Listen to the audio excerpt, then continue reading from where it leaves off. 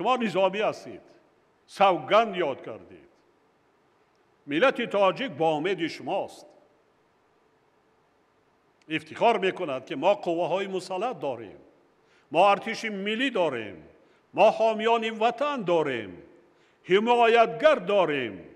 امنیت ما را تامین میکند، بی‌خطری ما را تامین میکند. هیچگاه در هیچ حالت خیانت به ملت، دولت، وطن خود نکنید. هیچگاه.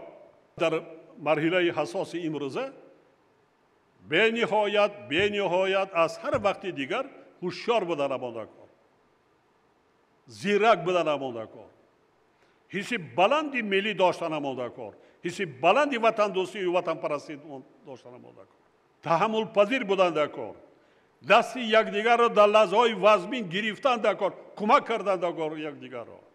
در چنین شرایط هر یک خدمتچی حربی و کارمندان مقامات حفظ حقوق عهده‌دار است که به اجرای وظیفه خود با حس بلندی وطن دوستی و وطن پروری مناسبت کرده.